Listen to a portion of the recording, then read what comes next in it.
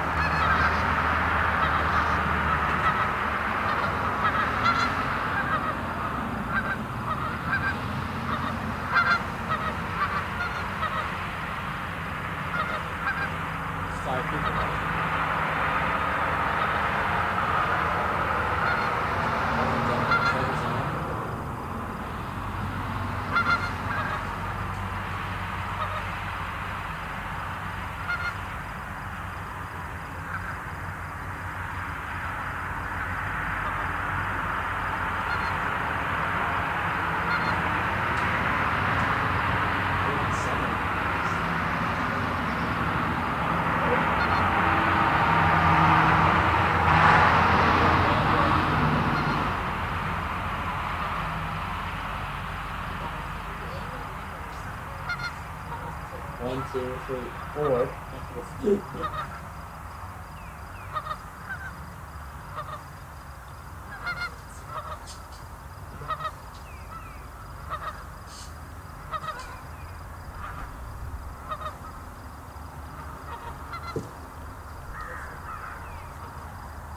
To do it. Sleep before we start.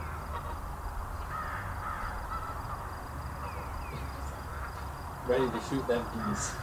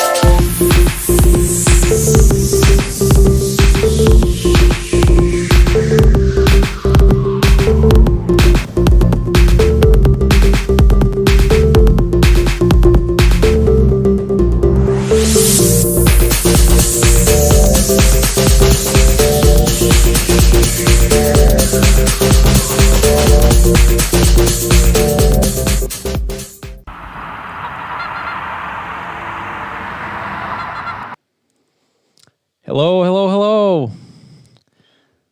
Let's see here. I gotta make the audio so I can hear myself. Check. Oh,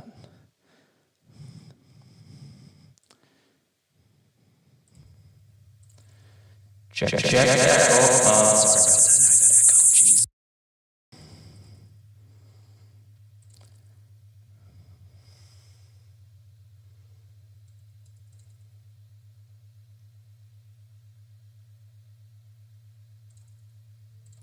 Okay, so still echoing. Technical difficulties. Figure signature live. All right. Nope. For Pete's sake. No, it's not.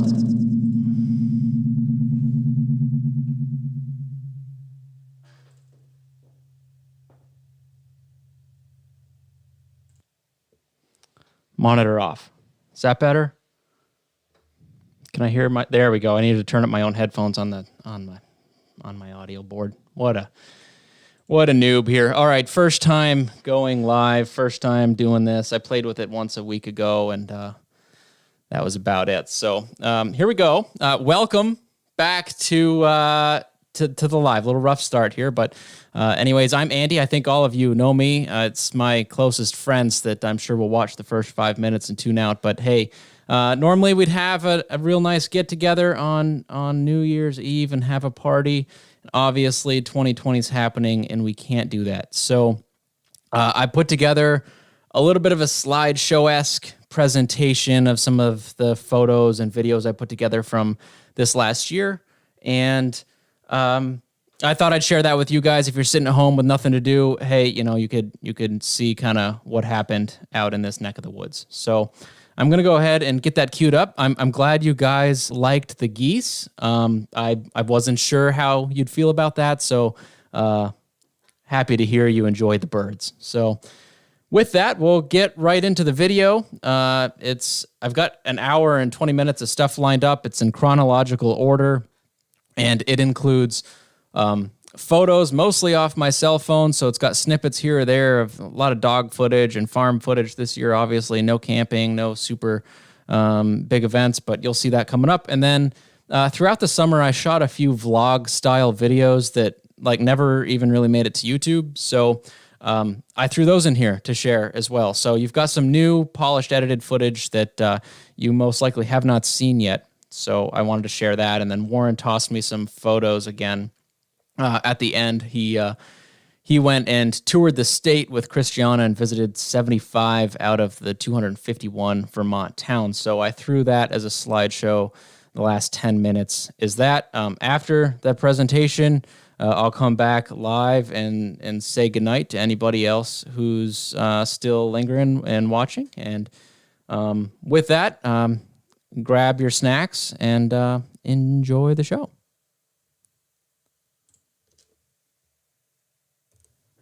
Some of the best sunsets in Vermont are in December when the sun is low in the sky. Christmas was a blast using Snapchat filters, making Kyler's grandma look young again and making Violet look a bit older. Our family Christmas gathering was lively as we played Family Feud, then gathered together to watch last year's New Year's highlights during our annual New Year's party.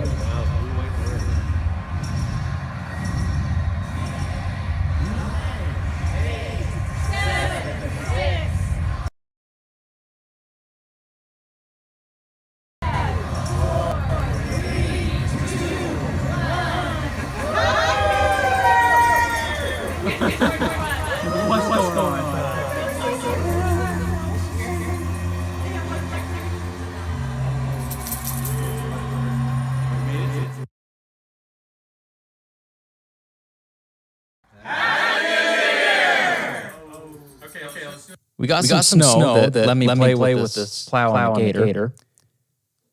And I traveled south on work trips. This was in Savannah, Georgia. Beer is good, but craft is unheard of down there. We shot video on a frigid day of the Speedway 51 winter enduro. Adam had a blast and finished 13th. Here's a highlight of that day.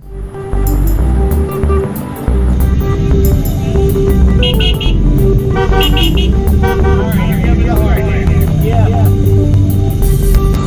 to the 2020 Winter System.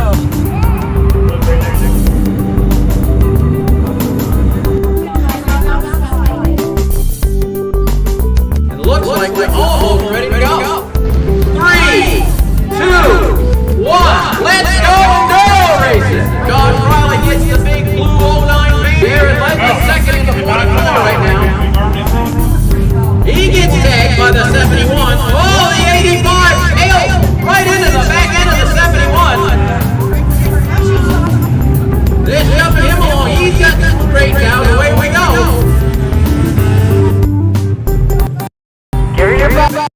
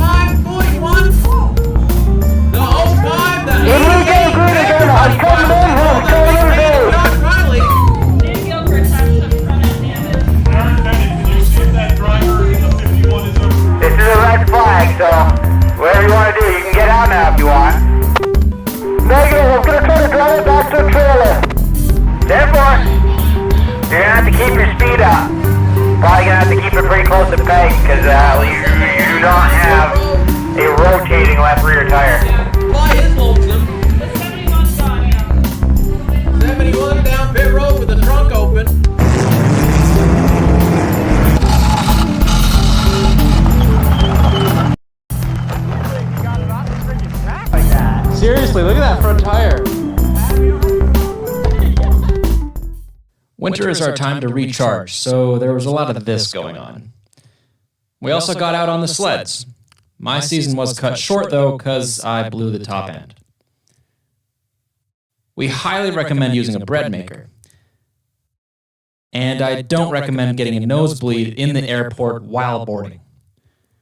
Cam and I started a podcast this year called What's Your Reel? A podcast where we interview with industry-leading creatives to learn their story about who they are, how they got there, and where they want to go. So that's been a lot of fun. I got one of the worst colds ever in my life on my birthday, February 4th, while traveling for work. It was absolutely miserable. I traveled so much for work from the fall and into the winter, I was gone more than I was home. We bottled up our own batch of CBD oil. And the hound was looking fly. At the end of February, I spent an afternoon with my buddy Dennis and helped him tap some trees.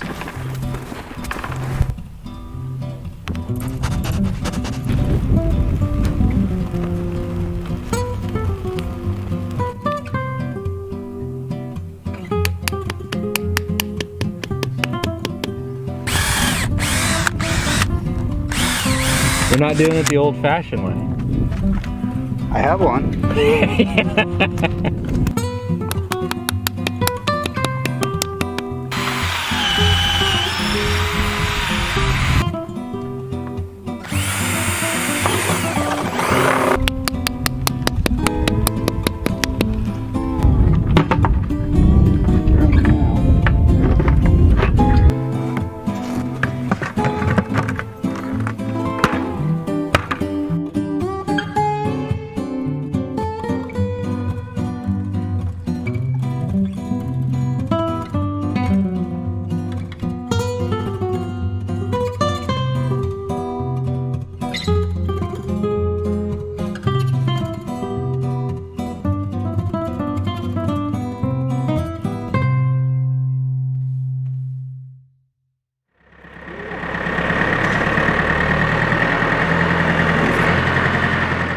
I don't know about you, but seeing a photo like this now gives me an uneasy feeling.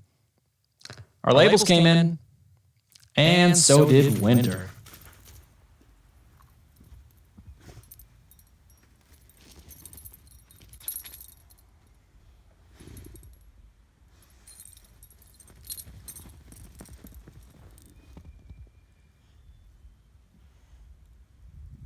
I went sledding down the front yard and practiced some product photography. Little did I know this was the last flight for 2020. Andrew let me ride his second sled, and we got to go out one more time. This right here is why our floors are rarely clean. Pepper loves to swim in puddles.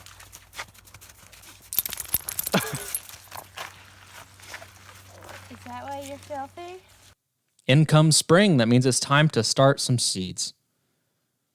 It was Friday, March 13th, and I ran into Mom while we were both stocking up a bit on the much-needed essentials. I was happy to spend some time at home again, though, and so was Pepper. She's easily pleased.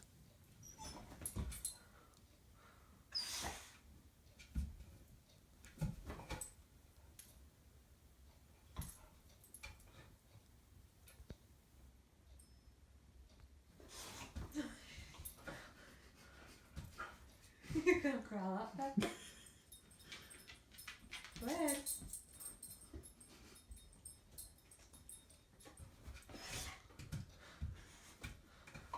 Just out of reach.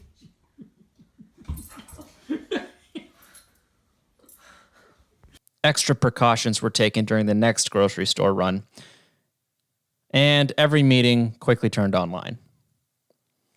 We ripped out a previous strawberry experiment in the greenhouse, started watching church online, and the dogs like this much better.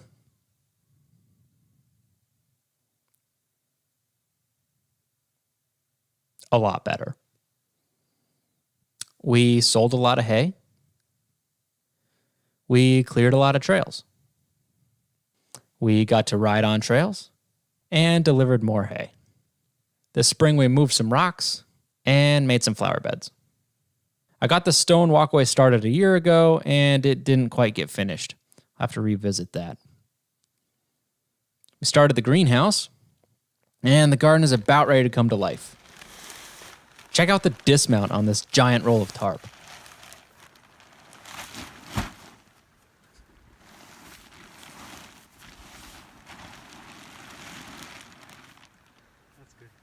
Pepper loves riding in the gator, especially when we go down and visit.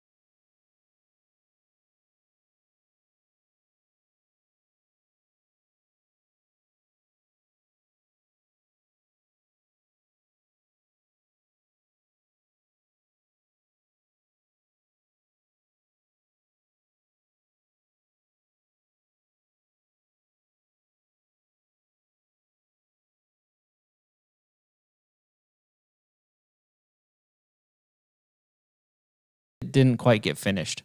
I'll have to revisit that. We started the greenhouse, and the garden is about ready to come to life. Check out the dismount on this giant roll of tarp.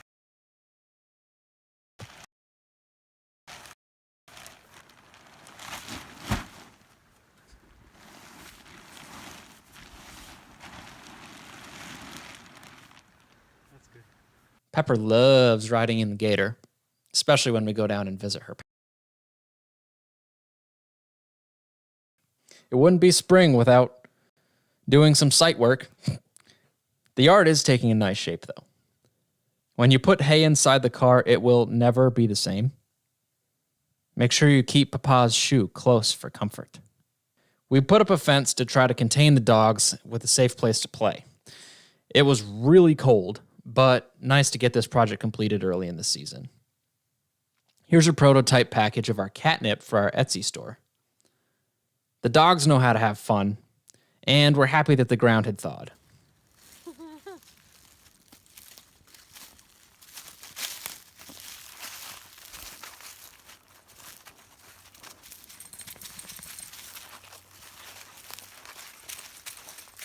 Peppa, show us your hole.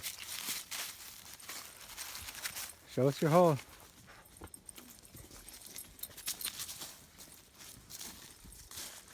Yeah, go ahead. Go in there. Pretty good hole, bud.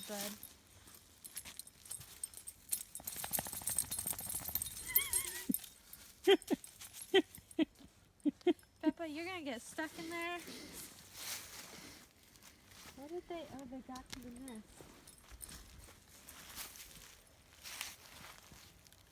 She's there around the bend.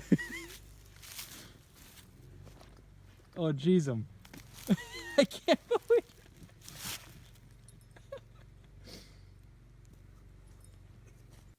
Kylie was just as happy as the plants were to see the sun.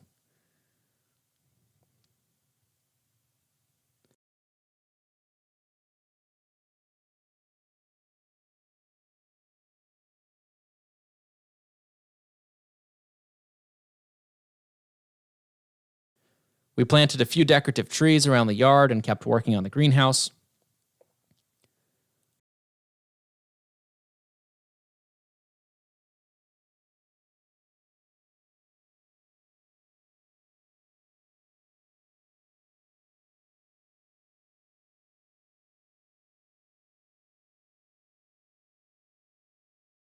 We experimented with how early we could start sunflowers, and even got a couple to bloom indoors.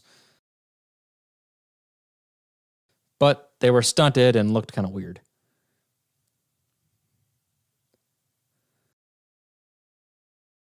This is how we killed the existing strawberries in the greenhouse.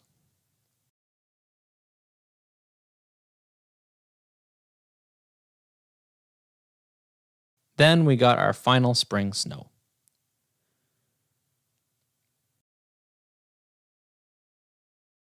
Dad put the new dump trailer right to use on the driveway.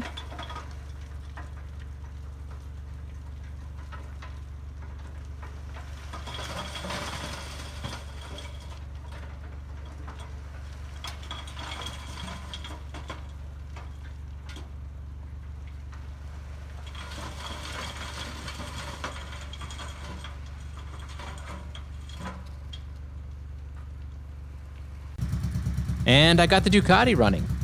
I also fixed the oil leak again after finding a double O-ring in the head. Lesson learned the hard way. Grandpa added a concrete apron for the camper next to the barn, and we took down a dying maple in his front yard for firewood. I'll save you the gory image, but Spud got a stick to his leg this summer and ripped his skin wide open, and spent over a month in a cone.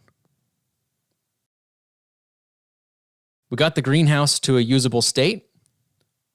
Dad helped, and so did Mom. As soon as that plastic got pulled over the greenhouse, in came the sunflowers. And off Grandpa went on the corn planter. I took down Grandma's front yard Christmas tree and hauled over a dozen loads of firewood out of the woods in one day. Did you know we were also rock farmers? No joke, I pulled 9 boulders out of one row in the greenhouse. Good grief. We grow some of the best catnip. Bob approves.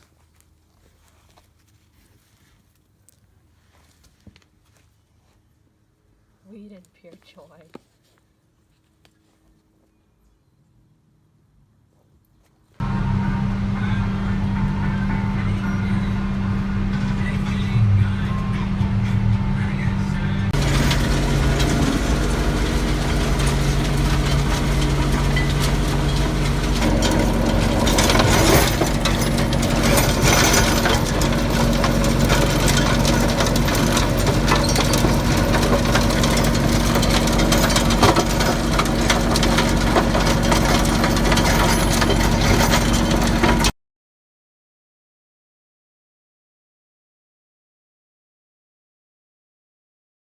Springtime gardening is one of the best feelings of hope.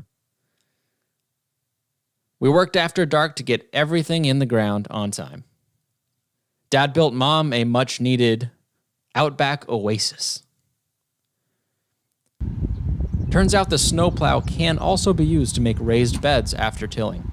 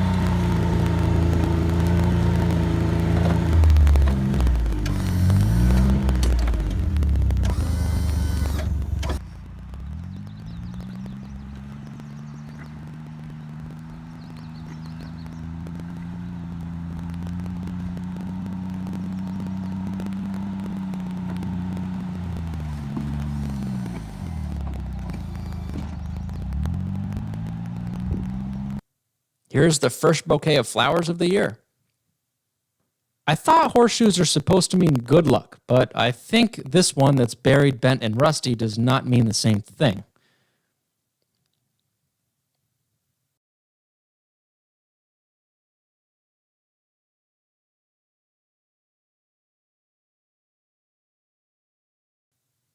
I'm telling you, rock farming. And tomato growing. Up comes the rafters in Mom's shed. Hay season really kicks off this time of year. Remember the catnip prototype? Here's the final product. We grew hemp too. And here's a little commercial I put together last summer for Pepper's Patch. Hey, my name's Andy Chamberlain, and my wife Kylie and I are owners of a microfarm in Vermont called Pepper's Patch. Named after our dog Pepper, who we love so much and makes our world a happier place. We love growing plants and making others feel better too, which is why we grow cut flowers to share smiles and cultivate CBD hemp to make a local CBD oil you can feel good about. We also sell hops, catnip, and eco-friendly decor. So be sure to follow us on social media and check out our website, pepperspatch.com, to see what we're up to. You can shop online, and we offer shipping, curbside pickup, or you can meet us at the Jericho Farmers Market on Thursday afternoons. If you have a question, just ask, and if we've never met, we'd love to meet you. For you, for our planet, thank you from Pepper's Patch. I rebuilt my dirt bike, which needed engine work. And a new inner tube. Kylie's grandma visited us at the farmer's market. Have you ever seen a snail this big? I didn't until now and was quite impressed.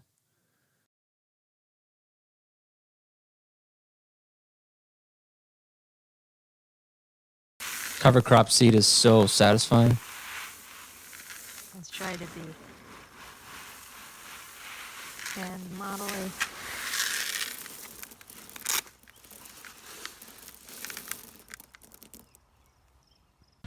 So is running the rototiller.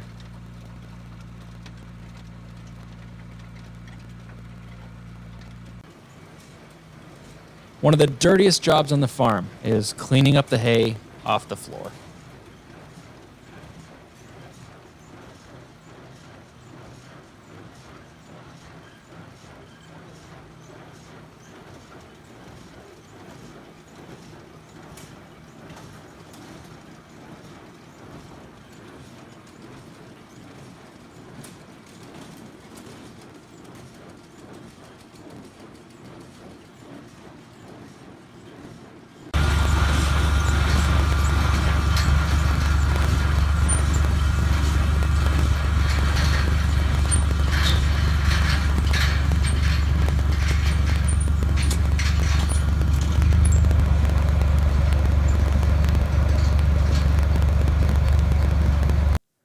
The What's Your Real podcast moved outside for an episode in August. I was the unlucky one who wasn't covered by the shade of the umbrella.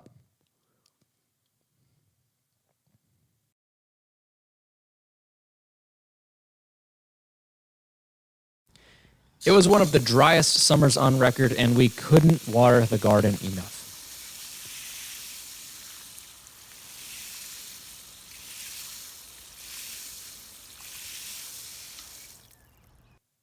The best campfires are the ones that you can take the gator to.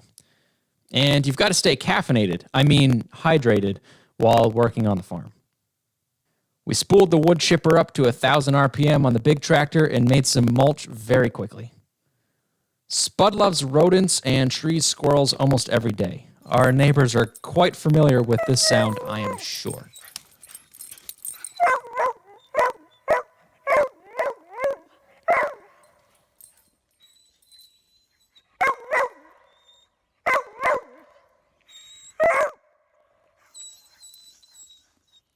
While we tried to find order around the house and the yard, the dogs did their best to disrupt that.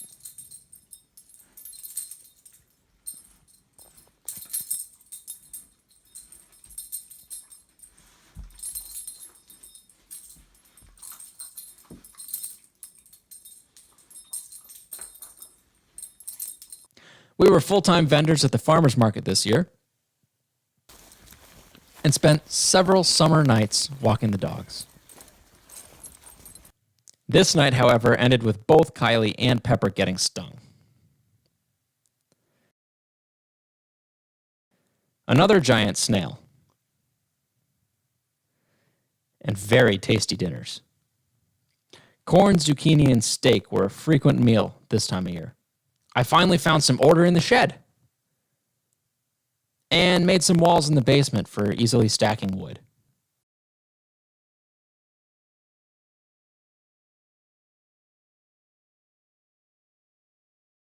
I made a door to access the space under the ramp.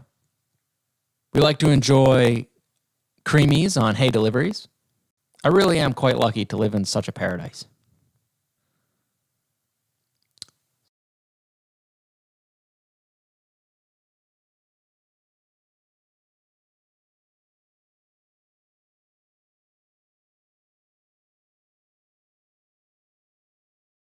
Sometimes the summer work gets a bit ahead of your shaver.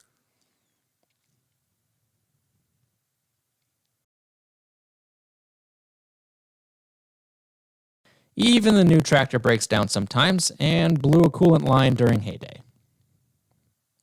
Yeah, you're seeing that right. We do now have 3 gators on the farm. What can we say? We love these little machines. And everybody loves corn. Why you videoing me?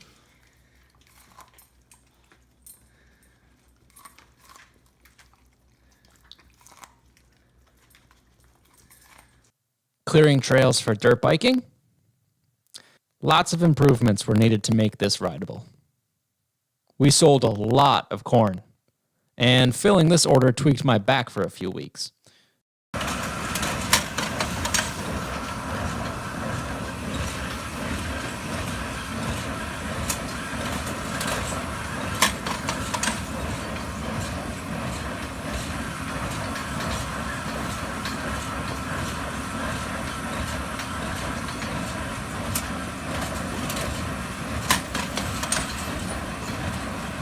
Picking corn, growing cover crops.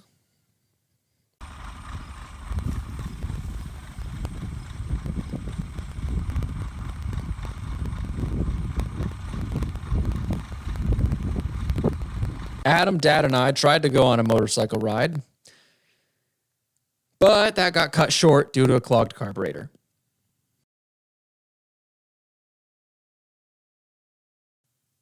Trevor and the boys helped freeze some corn.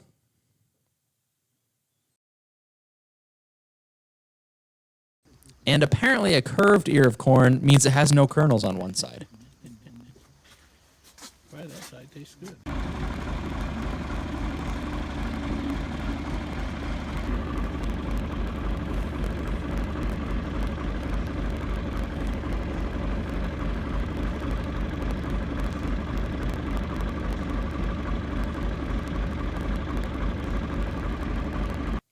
We harvested some hops, even though I still have a freezer full.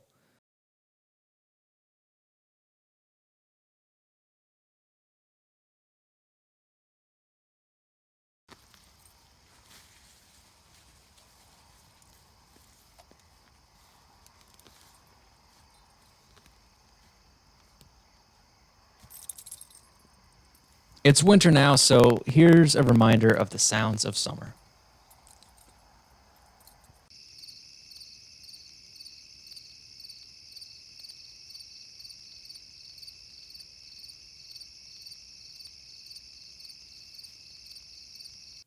Kylie and I spent an afternoon painting the roof flashing on Grandpa Russell's roof, so here's a video from that day. Hey there, this is Andy, and in today's video we're going to be painting the flashing on my grandfather's roof. So first off, we got to gather all the needed supplies. This includes having a ladder, drop cloths, paint, a paint mixer, brushes, cups, and more, obviously, like coffee, water. You can't forget the necessities. So let's head on over to the roof. Well, here we are at my grandparents' house. They only live about 20 minutes from us, so it wasn't that big of a deal. Today we're going to be painting the flashing on their roof. And on the drive over, I finished the first aspect of the day, and that's the coffee, so we're done with that. And now we move on to the project. And this is a project that my dad brought up to me a couple weeks ago and said, hey, Grandpa was talking, and we somebody needs to paint the flashing on his roof. So he's got metal flashing underneath the shingles on the top of his roof, and I knew it was a one-story house. It's not that big, so I thought, yeah, that's a project I can take on. So I decided, yeah, I can give that a go. I told Grandpa I'd do it. You can reach everything around the outside with the ladder. The roof is shallow enough you can get up on the roof and reach it from above without too much issue. So thought we'd give it a go. So here we are at his house, and we're gonna paint the flashing. This is something I've never done before, but I don't expect it to be that hard. Hello? Hello? Never underestimate an old man who graduated from Castleton State. That's right. Lori made it for me. Ah. She gave me this sweatshirt, but it was too small. I'm hoping we can reach a lot of it from above. We'll find out. Especially over where all the bushes are. Yes, yes. Okay. Well, you do your thing. Okay. And go to it. All right. The ladder's in there. You know that. Yeah. Yeah.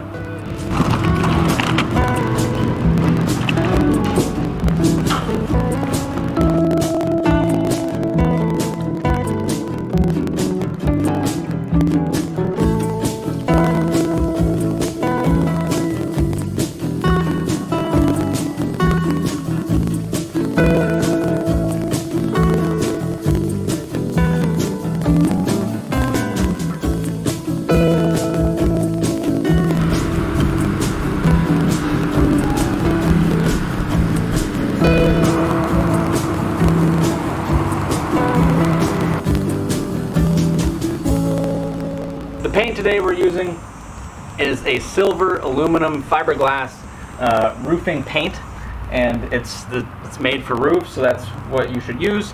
I got it at the Big Blue Box store, and it was about $80 for this bucket.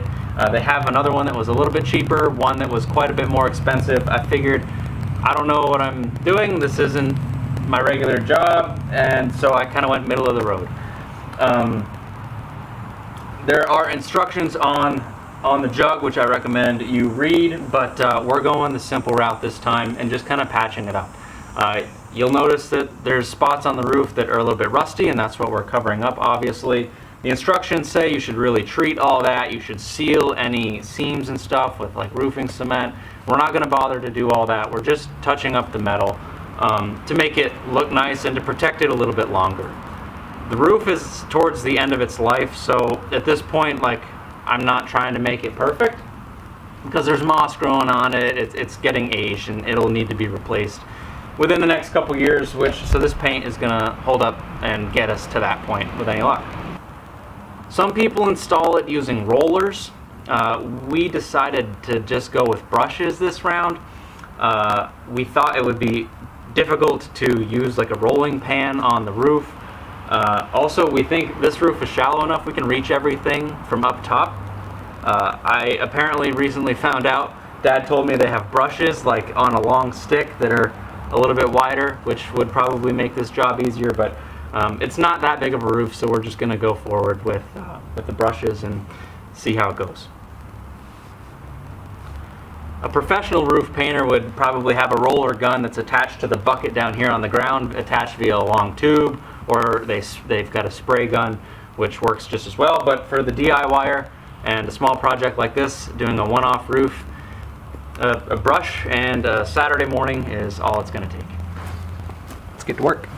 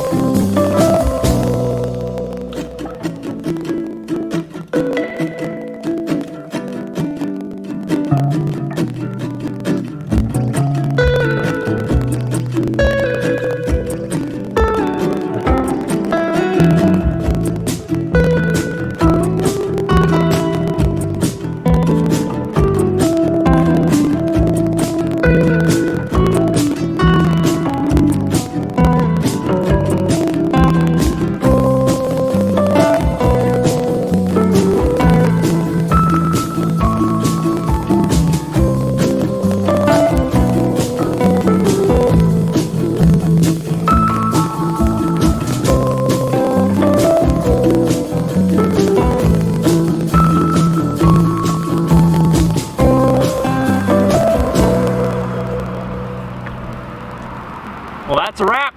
We finished up. The two of us took us about 3 hours to paint the roof flashing. It wasn't that hard. Probably should have worn gloves. Specifically work gloves, because the roof was really hot getting on and off.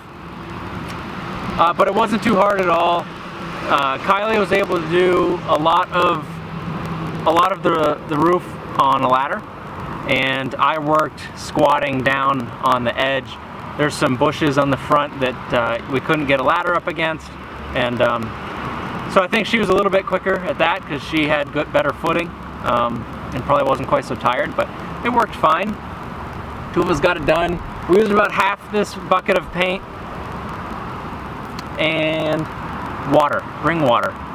It's only like 75 degrees outside, but when you're on a roof, it is super duper hot. Also sunglasses, because you're staring at a reflective material and it'll practically make you go blind. So sunglasses were a good thing I didn't think of, and I'm glad I had a couple in the car. So it's pretty easy do-it-yourself project. Not too hard, especially on a single-story house, so don't be too intimidated. It's thick paint, mix it up good, slap it on, call it good. So thanks for watching, and I'll see you in the next one.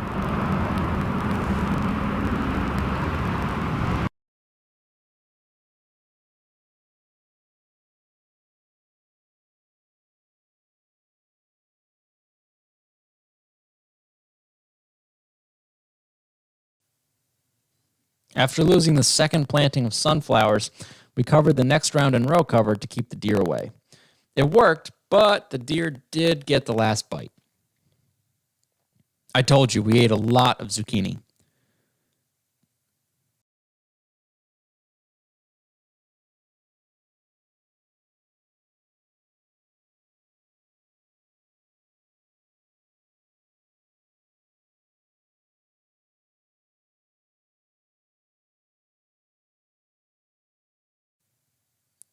Dad and I only did one video event this year at Norwich University.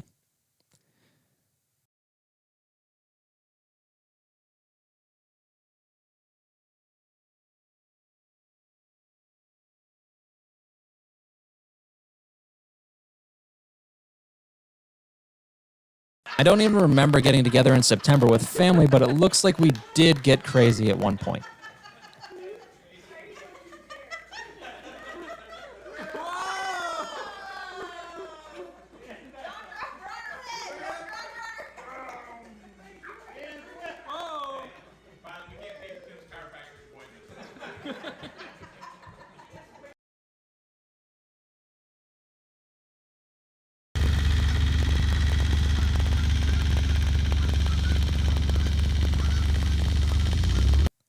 The dogs love our new storm door.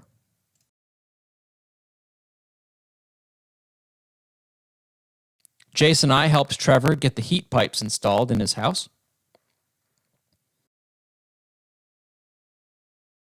There was plenty of fitting drinks consumed during the project, don't worry. Here Kylie is sorting seeds we collected from wildflowers to spread to other areas on the property.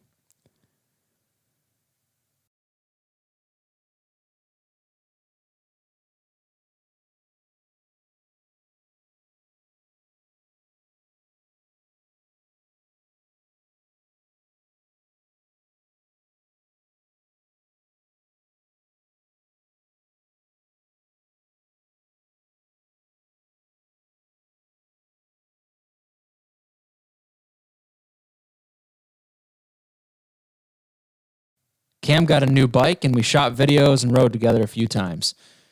We had a few phenomenal days in the dirt.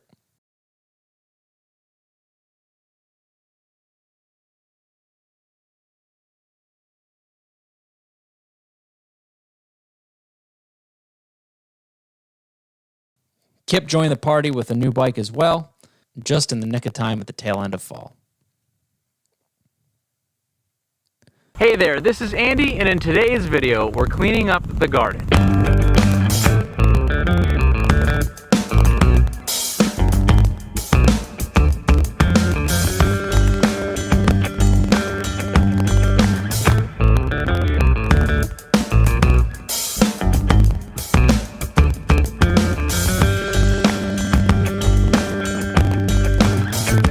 So what are we harvesting today? My love for you. Just grab the crates.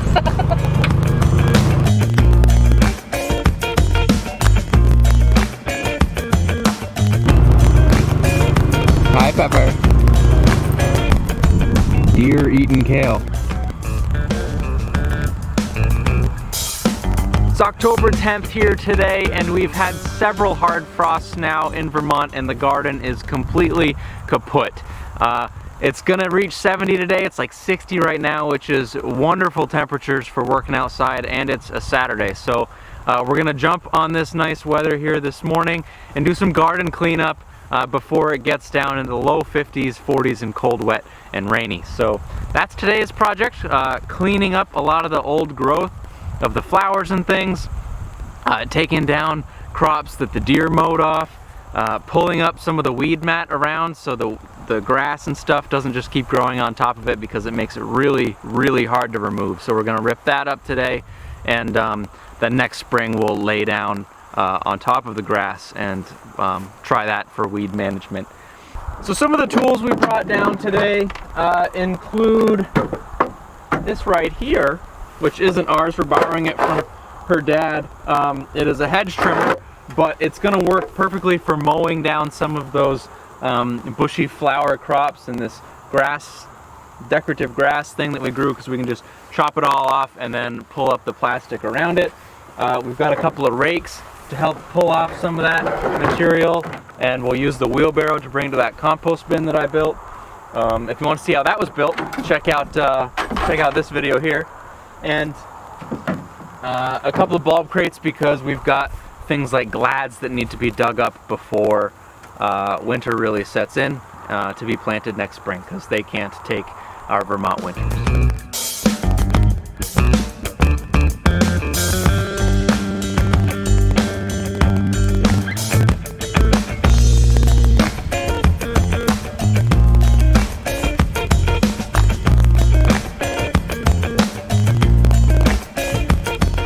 Let's see, a lot of black on the head means a warm fall and a long winter.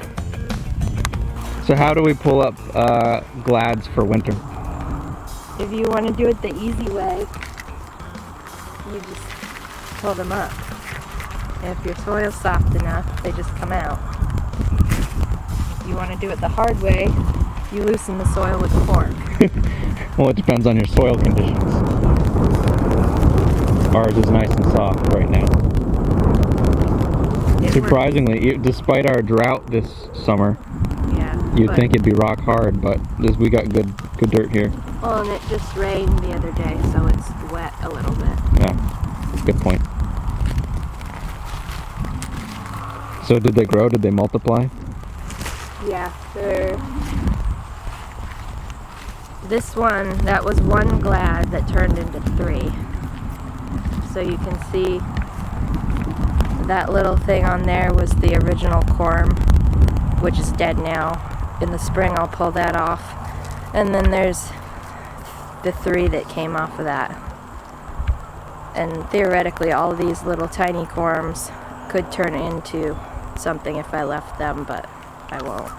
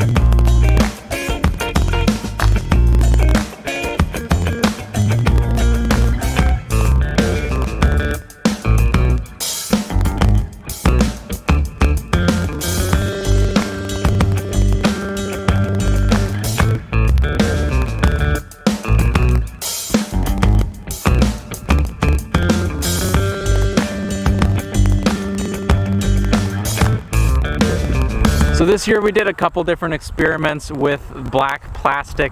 Last year was primarily this first section here of the garden, and we did almost everything in black plastic, both the rows and the walkways. And a couple things we did differently this year is she did a little bit more bare dirt planting, but we kept the walkways covered in plastic. And what we're actually doing is covering the plastic with mulch. So that's a long-term plan, much a perennial garden, and something that we shouldn't ever have to tend to for many, many years. So that's the thought there, is that the mulch will hold moisture and protect the plastic from just the solar degradation and just rotting away. But a couple findings was this year we also kind of did the inverse, where we planted some plants in the plastic here with burned holes, but then not the walkways.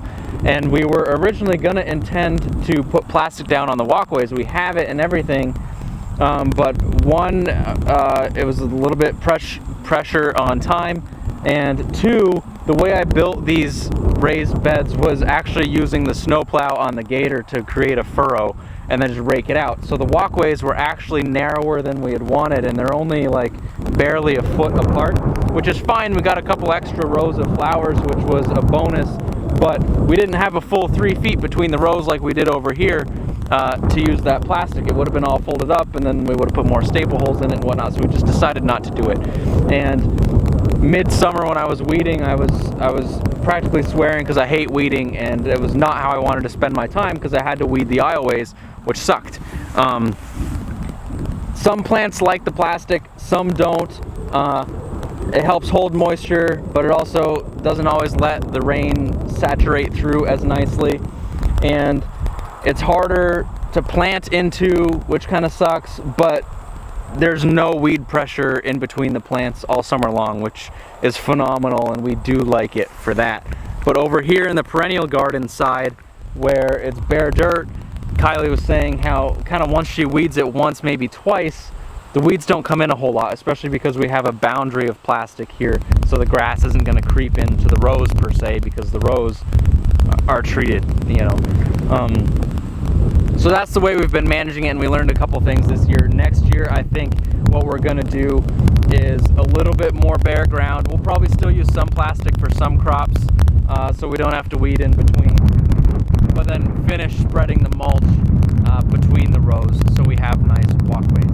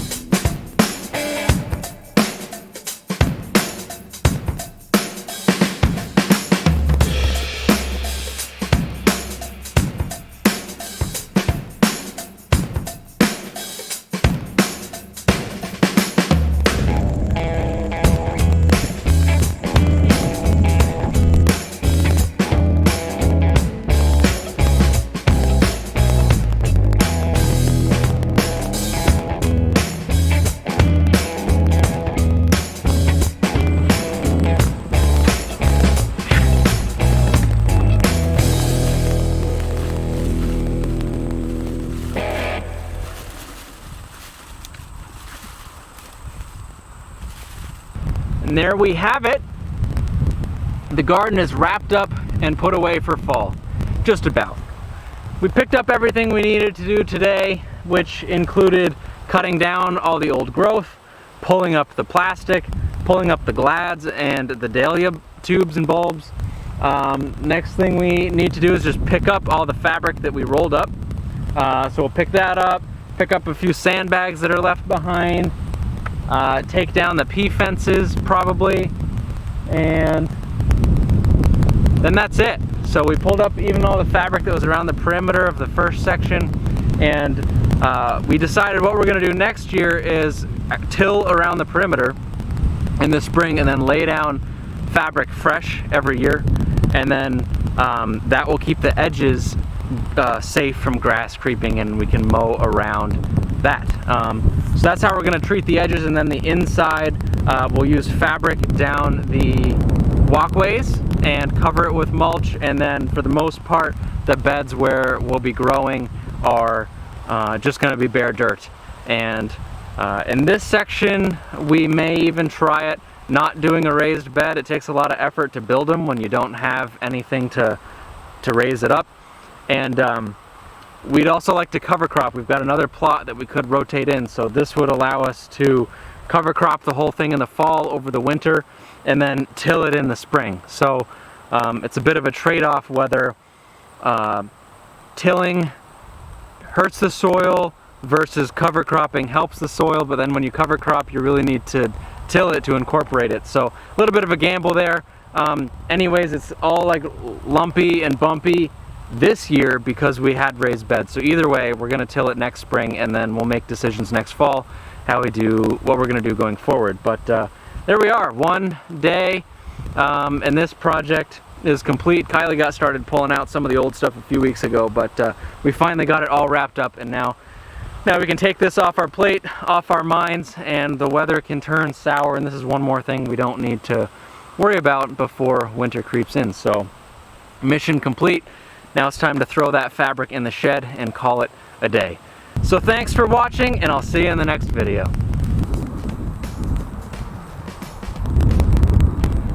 Good day to be a dog. Hey. Caught some rodent rolling in it. Oh yeah. Oh yeah. Oh, boy, you want to show it off? Oh, it's a mole. Yeah? Gonna compost?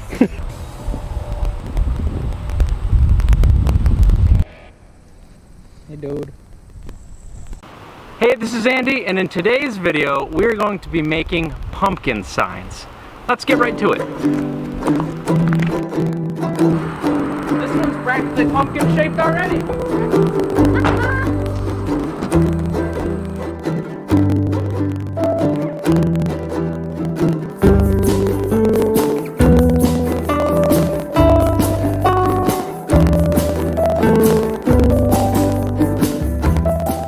The one that's round.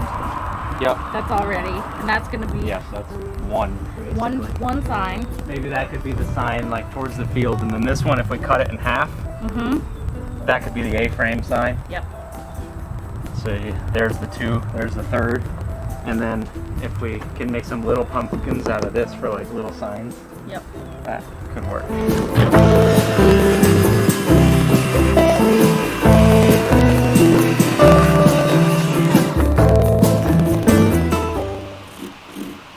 So my design, sketch one, kind of looks like an apple, but I knew it should have some ridges, so I added some ridges and kind of looks like a wrinkly apple, like a cloud.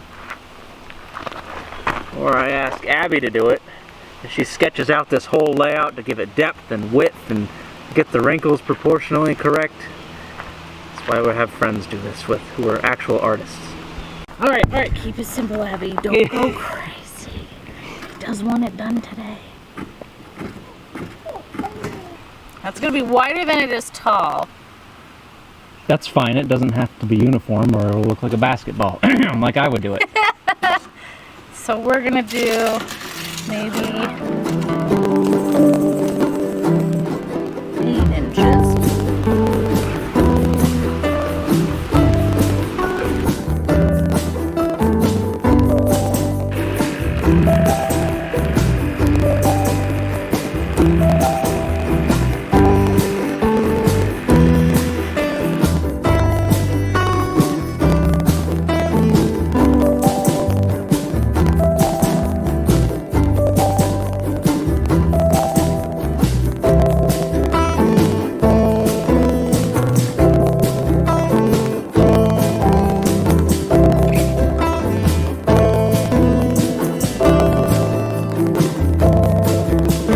So today's project, we're making some pumpkin signs. My family has a roadside farm stand, and they have pumpkins that we do pick your own at.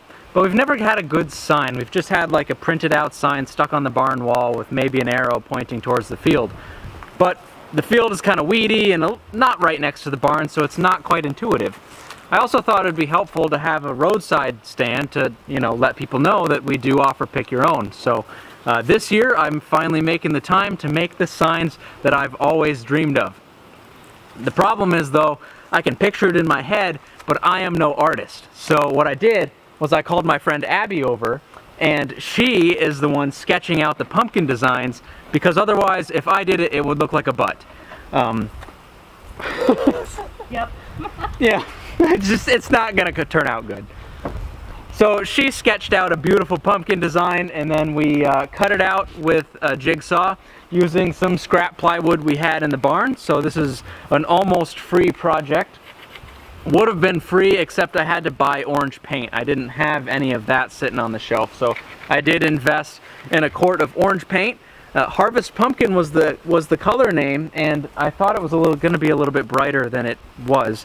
So I'm a little bit disappointed there, but part of my goal of this project was to do it today and get it done and put it out there because pumpkin season has started and I've got way too many projects. I don't want this to drag on. So same thing, Abby's got all kinds of ideas on how she can make it better, add a little, you know, ribbony thing like off the stem using a piece of wire and tracing some shading, who knows what kind of thing, all kind of colors, but we're keeping it simple, just getting it together, getting it done. Fairly easy project, beautiful September day out here.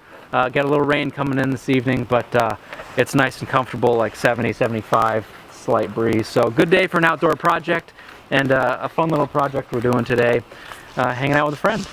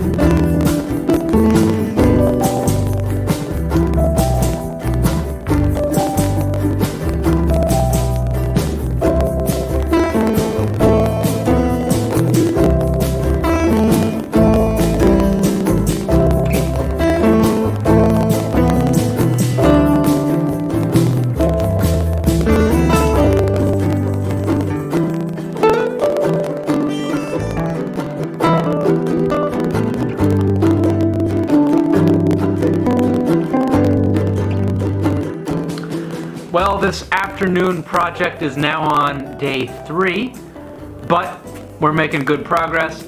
Day 1 we got them cut out and the first round of paint complete, but then we had to come inside because it started raining a little bit outside, a little sooner than we anticipated, so we came in, did a little more painting inside, but then it was taking longer to dry. So Abby came back again last night and finished painting the words and the lines on the pumpkins, and they look great.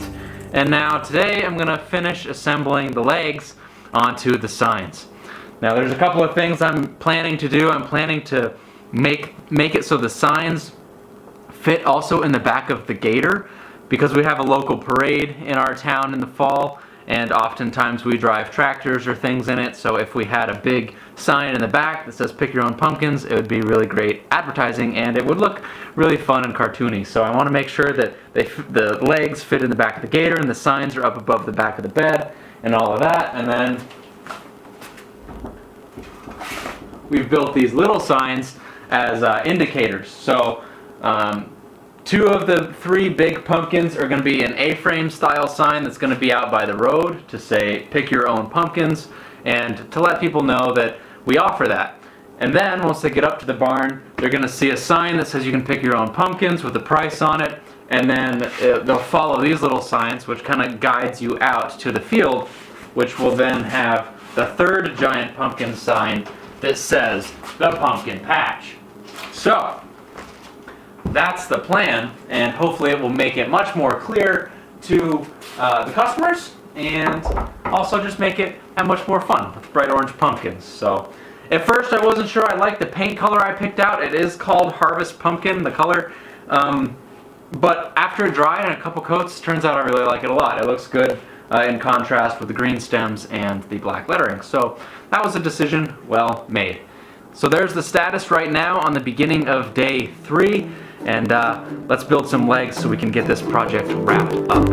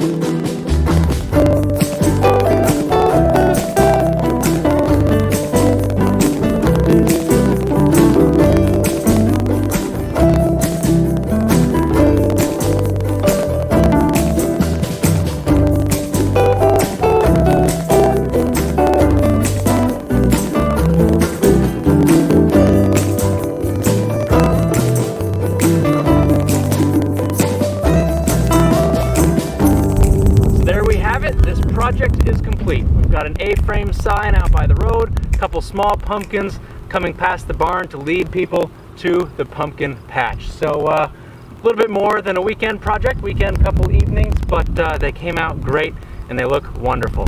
So thanks for watching, and I'll see you in the next one.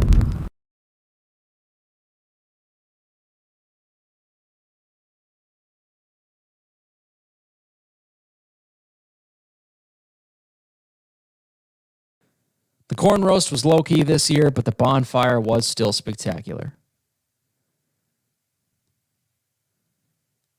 More perennials planted, and a video shoot for work this fall.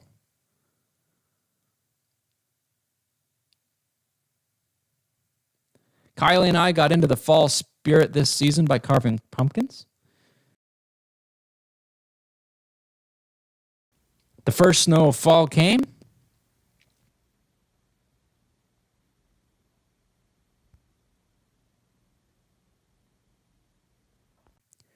and I got the firewood brought into the basement before winter. Hey there, this is Andy, and in today's video we're bringing firewood into the basement.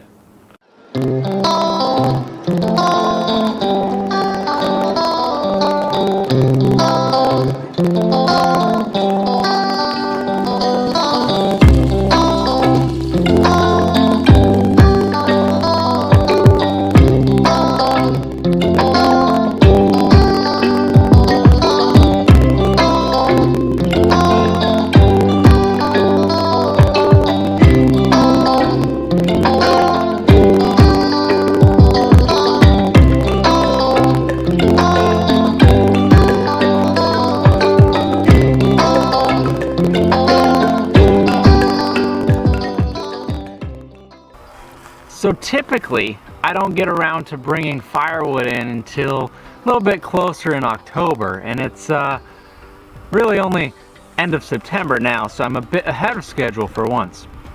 Now typically we light our first fires around now, and I bring in a few armloads because I'm not quite ready, but I cleaned up the basement and I'm ready to bring in wood. And part of that is because part of this wood pile fell down, and I want to get it in while it's still dry before we get another rainstorm. So last week in the mid-afternoon I had the window cracked open in my office, and I heard this crash, bang, boom, and tin falling down. And I thought, well, that was kind of odd. So I came out to check. Kylie was out here, wanted to make sure she didn't get crushed by the wood or something, because I knew she was transplanting some things, moving plants around. And anyways, she was fine, but the wood pile fell down. We lost like half of the first row on the second pile here. We've got about 4 or 5 cords stacked behind me, and one whole row toppled over. And that's because our hound Spud has been playing on top of the pile when he gets out of his pen, and he gets up there, sniffs around, walks around. Well, anyways, it caused the pile to lean a little bit, and it now fell over. So now that that's laying on the ground, it's at least seasoned for a whole year, and it's ready to go into the basement. So a couple weeks earlier, before I was ready to take on this project, but I at least want to get that up while it's dry and before we get more rain, to keep it in good burning condition. So that's today's task. I got a wheelbarrow, gonna grab my work gloves, pop in a podcast, and start hauling it into the basement.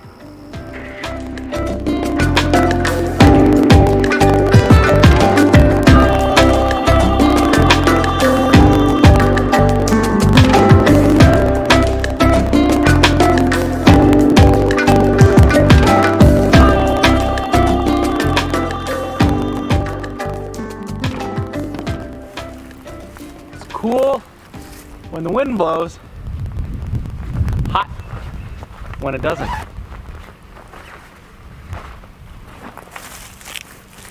Load number 1.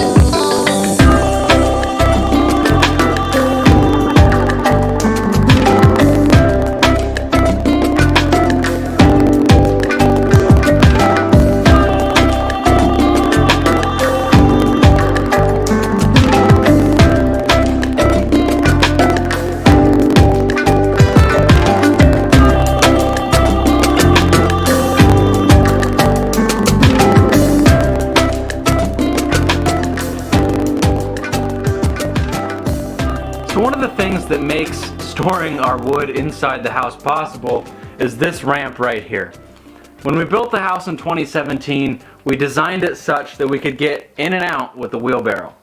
Now, some homes have a walkout basement, and that's great, but ours is not. Ours is a traditional, and but I decided to add in a ramp to have access to the basement via a wheeled vehicle like a wheelbarrow.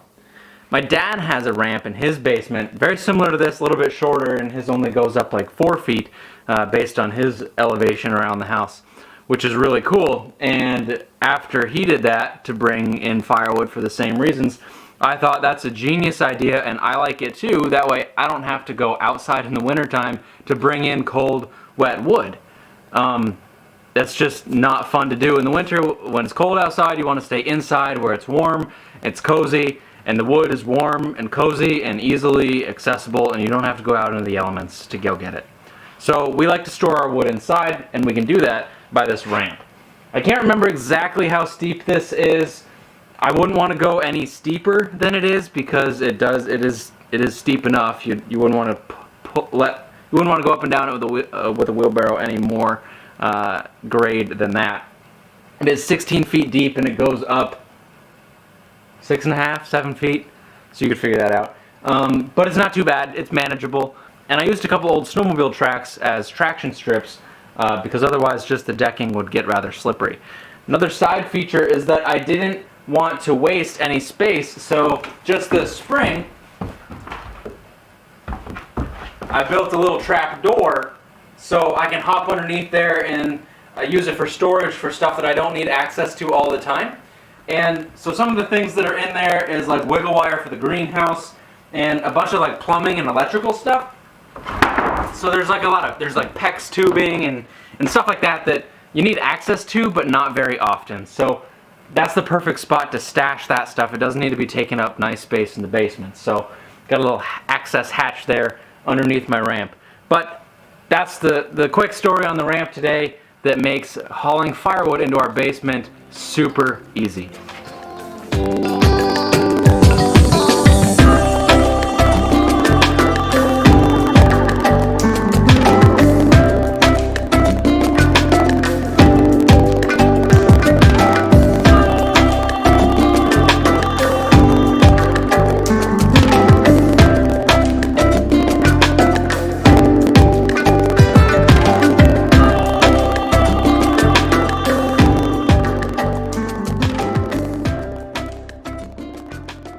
So part of storing the wood in the basement means you need to have a spot in the basement to put it.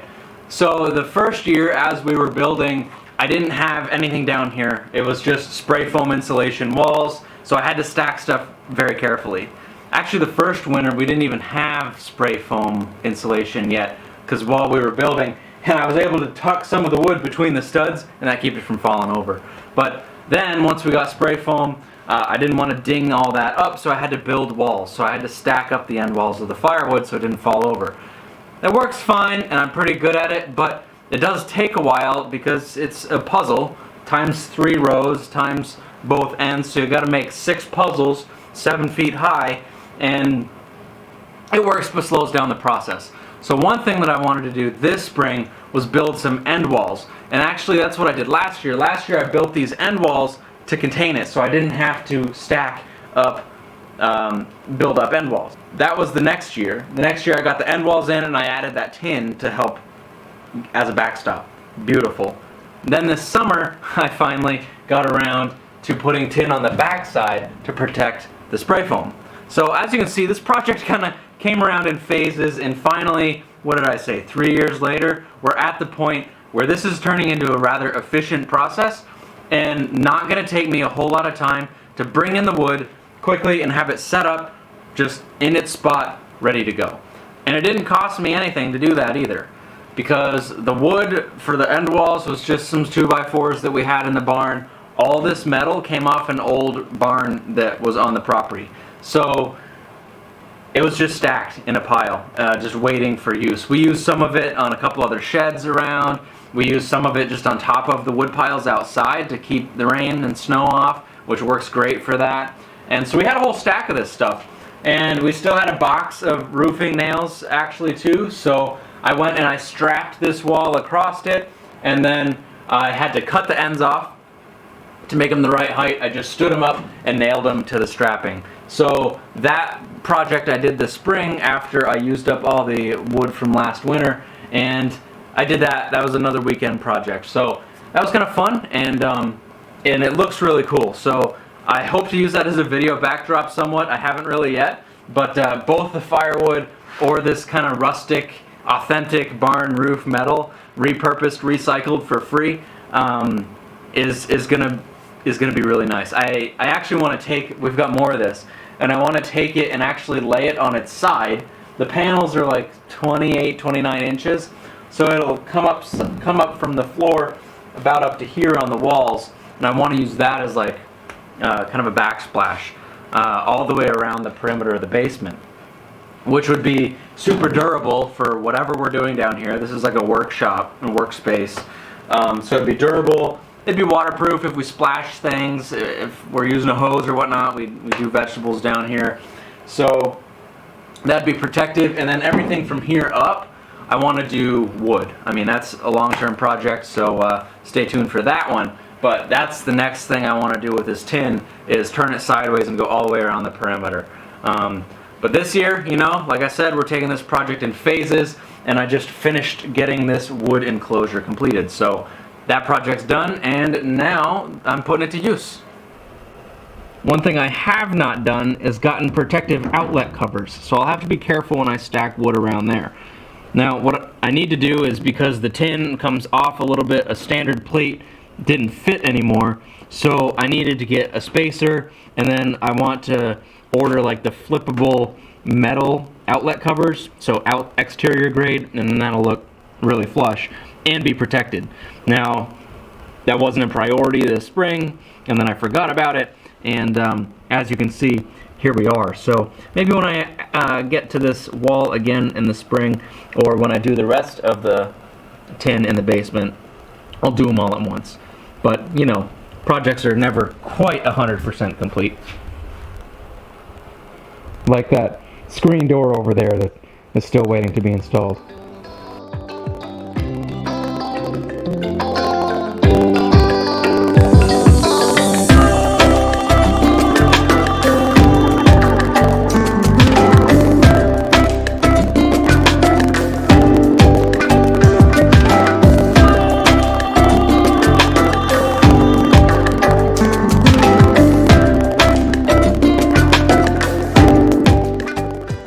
Kabam! That one row out of that second pile is now in the basement. So the pile that was uncovered from the tin is now all picked up and ready to burn inside the house. Now I'm gonna haul a little bit more, but I really got done what I wanted to do today, so now it's just extra credit. So I'm feeling pretty good about this project.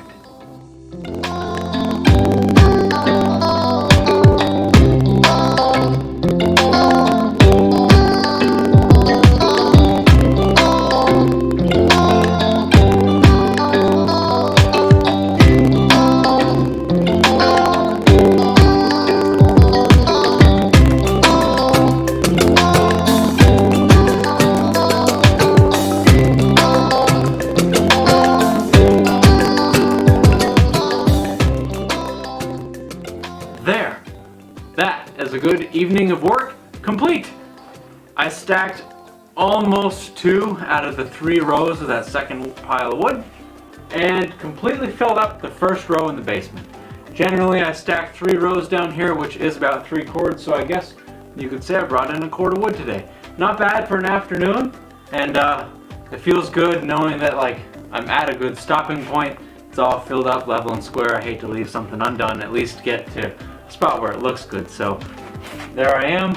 Now I can rest easy, and the rest of the wood is still covered should we get some rain. So we're all set until another day when I want to bring in some more. So I hope you enjoyed watching me bring in some wood today, and I'll see you in the next video.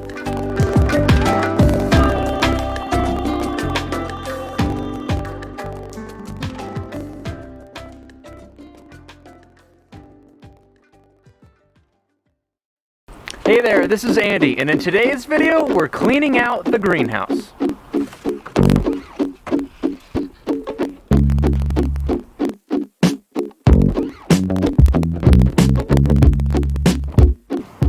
as you can see, things are looking a little bit sad in here. It's November 1st today, and we've had several cold nights. Down, I think we hit 19 degrees the other day, and that's probably what did these plants in their final straw, because they were looking pretty good for quite a while, for the most part, all the way through October. The fruit was on there, and some of it was even getting real close to ripening up, like this. But Kylie quit picking them a couple weeks ago because she said the flavor just wasn't there. They didn't taste that great, even though they were kind of turning red. We kind of abandoned the last little bit of the season, but now it's time to clean this up, and that way it's not a mess come spring. So in order to take down all the tomato plants, I have to come in and I have to undo these plastic clips.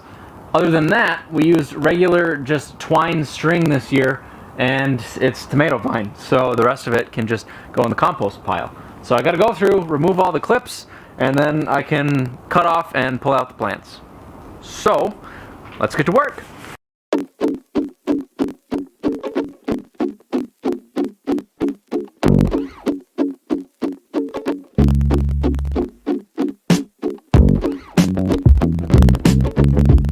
This is our crop of basil.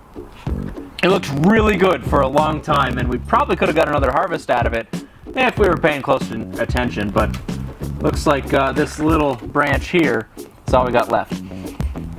Ooh, that smells good.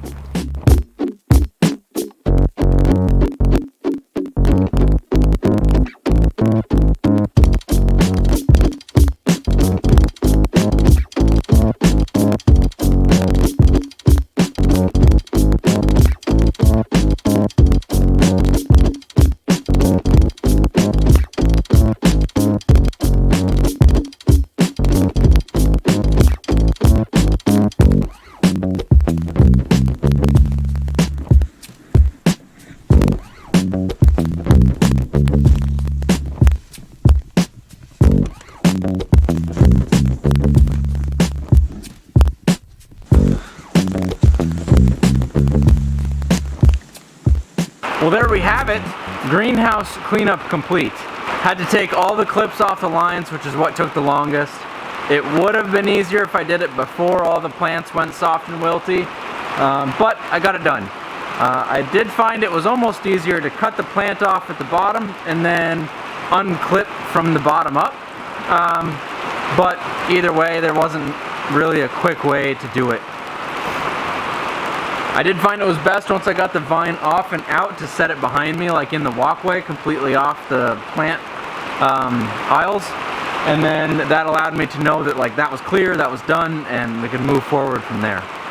As you can hear, it started raining, so that's why I don't have a clip showing me emptying the gator load of stuff. But so be it. I had to let the dogs in because they don't like the rain either. The next thing I have to do in here is to take down a couple of these lines that were tied up top that I need the ladder for, so I'll bring that out on another day when it's not raining because I'm ready to go in. I need to pick up all the drip tape, and then I'm going to hose everything down before putting the hose away for winter. I want to wet everything really nicely, and I want to seed in a cover crop. I think I'm going to toss in some winter rye in here. We didn't start any lettuce or anything for winter greens, so I'm not going to worry about that this year. We'll keep it simple and just get a cover crop growing, keep the soil active, and give us something to really add to the soil and turn in before we start growing next season. And that's going to be one of the next videos, is getting that cover crop in, so make sure you keep watching for more stuff like that to come. So thanks for watching, stay tuned for that cover crop video, and I'll see you in the next one.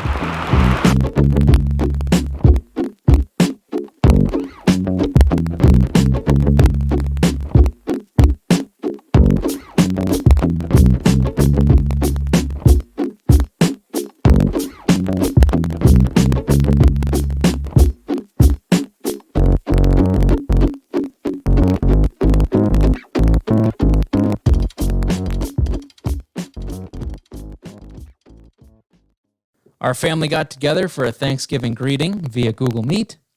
Then Kylie and I promptly decorated for Christmas.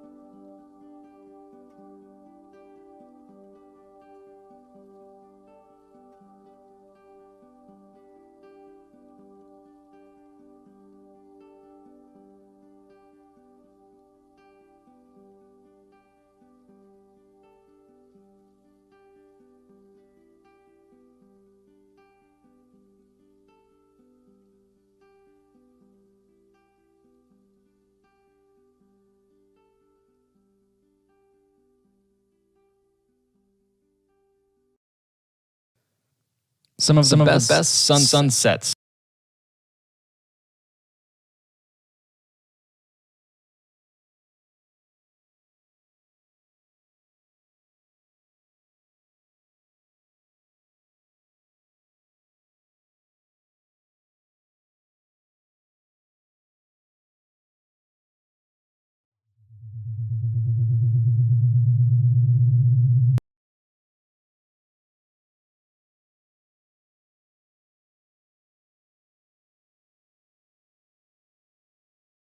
Input.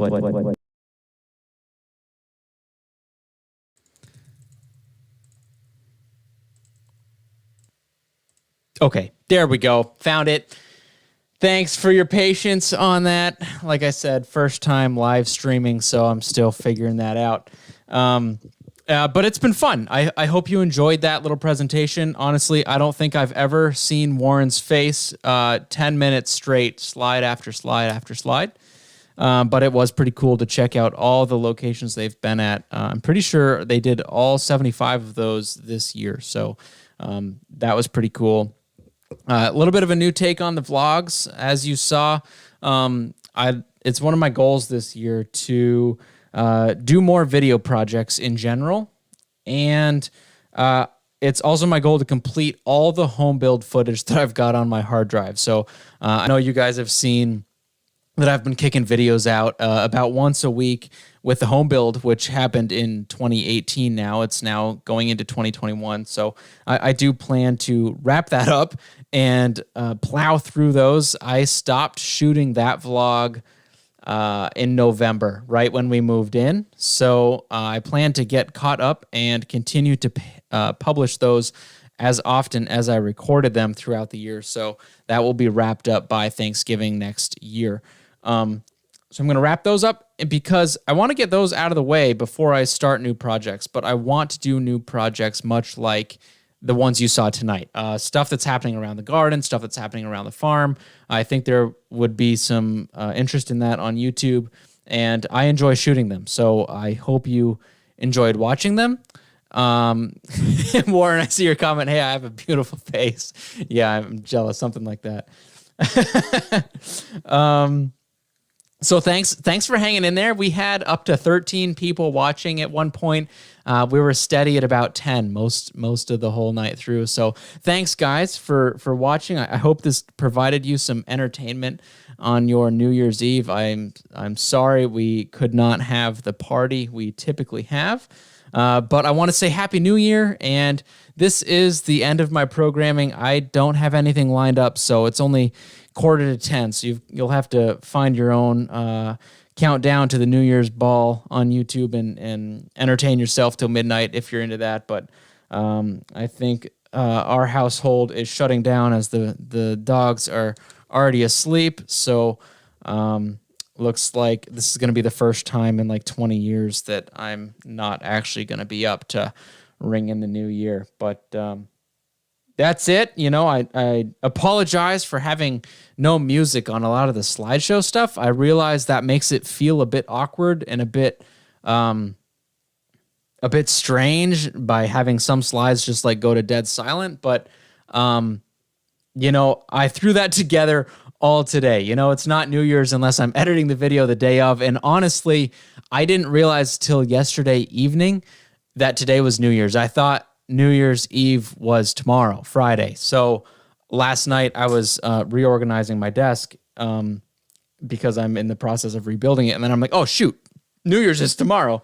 So I panicked a little bit because I wanted to do this live stream. I wanted to give something to you guys, as well as play with the live stream software and experiment with the YouTube Live. It's something new to me, something I'd like to learn more about. So this is the perfect audience to do so, is to give it a try with my friends that don't care. And even if nobody watched, it's still good practice for me to play with live video because it is something I want to do more of. So as I said, I guess that's all. And I hope you have a great evening and enjoy the rest of your night and have a happy new year. Thanks to you guys for checking this out and hanging out with me tonight. I hope 2020 wasn't so bad for you, and I only wish you the best for 2021. So thanks for tuning in. And until next time, we'll catch you later. Happy New Year. See you later. Bye.